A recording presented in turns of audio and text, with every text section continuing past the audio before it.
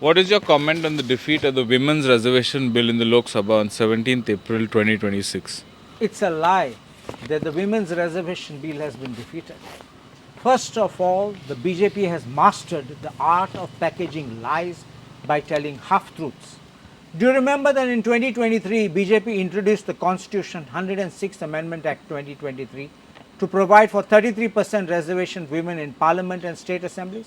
Do you remember that this 106th Amendment was not opposed but was passed with all parties, including the Congress party, supporting the bill? So what was the need to bring another bill and go all over the cities and villages across the country, fooling the people that the government is now bringing a law to provide 33% reservation for women after that law was already passed in 2023? Our Prime Minister Narendra Modi even thanked the opposition MPs for passing the historic bill and called it a golden moment in our nation's history. Secondly, why was the BJP bluffing by telling people about 33% reservation for women and not telling about the proposal to increase seats in Lok Sabhas from 543 seats to 850 seats? Did these ministers, MLAs of the BJP make any statement about this? Did those Mahilas who were put there for press conference talk about it? This was the real agenda which was hidden from them. They also were not aware of it. Did BJP even once mention that this bill wanted to increase the number of seats in the Lok Sabha? Why would they want to increase the seats in the Lok Sabha and assemblies? First, they want to alter the arithmetic. The maths has to be altered. So they need to have a delimitation. So the delimitation will be on the basis of the decision of the Delimitation Commission, which is appointed by Modi government. And you know, the law is what? The delimitation cannot be called in question in any court of law. So the delimitation done would have been final. The delimitation would have caused an imbalance in the federal structure of our nation with a great north and south divide. The states which have remained poor and done badly on the national index would be given more MPs as against those which perform well, and the states which failed would be actually in control and suppress the states which are doing well. It was like rewarding those failures and punishing those achievers. They wanted to give the northern states more MPs and make the southern states which do not support BJP weak. Now they wanted to give 33% reservation to women by this bill by hiding the fact that 2023 bill was already passed with opposition support. This was a backdoor means to accommodate men who would lose out. This increase would allow the husbands to bring their wives into open politics and run a family raj.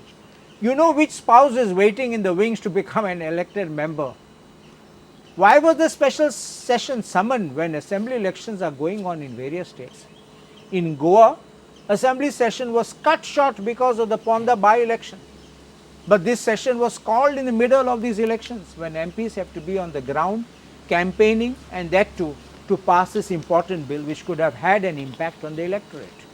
Did the BJP tell anyone about the change in the number of seats? Did the BJP tell anyone about the imbalance it would create? Did the BJP tell the nation about the financial burden which would be caused by the increase in the seats for Parliament and State Assemblies? What do you see would be the negative effects and impacts on SC, ST, OBC reservations? It would be a clear injustice to SC, ST and OBCs. No explicit reservation for OBCs would be there even amongst women quota. Using 2011 census means wiping out these OBC reservations because, and even ST, because 2011 census here in Goa does not reflect accurately the ST and the OBC population. Then there would be a seat rotation for SC, ST. This means it will affect representational stability.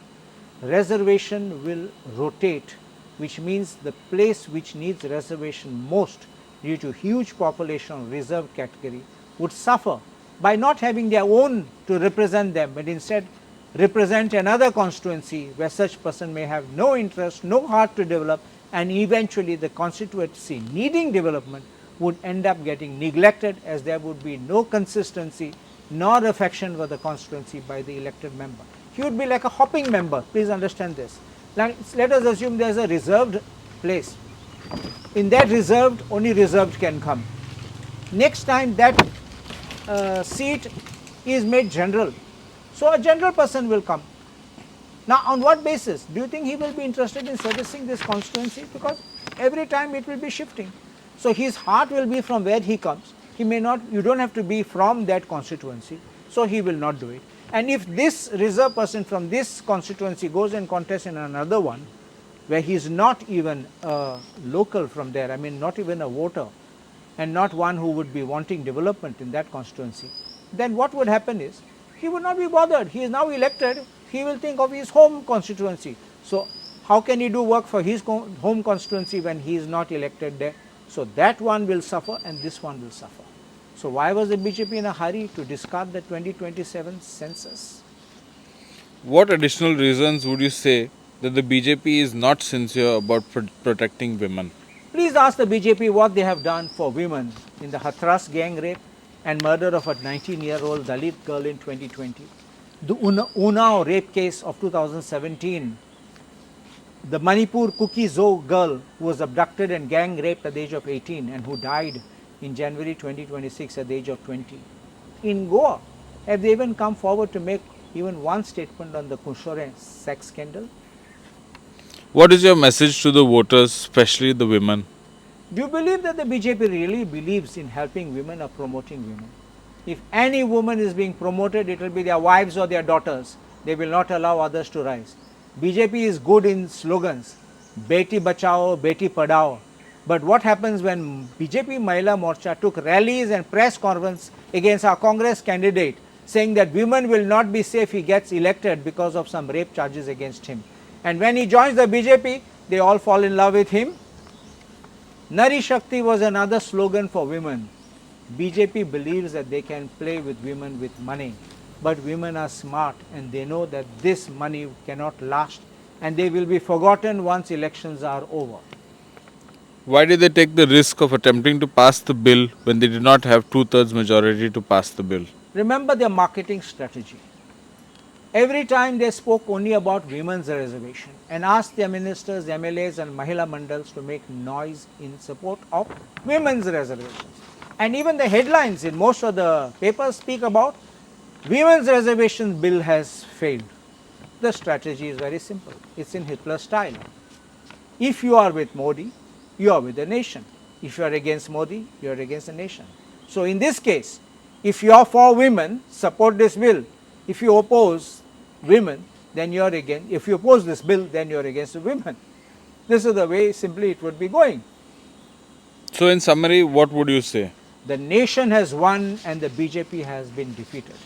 BJP will keep shouting that opposition is against women. This is false. Every person who claims that Congress and other opposition parties are against women are complete pure liars. Don't trust them. Just ask them this one question. 2023 bill was passed to allow 33% reservation for women with support of all parties including Congress. What happened to the golden moment as proclaimed by PM Modi?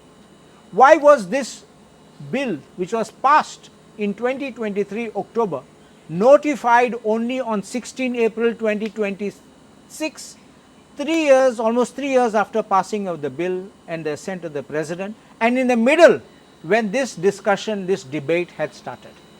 Ask them this simply and the answers will be out.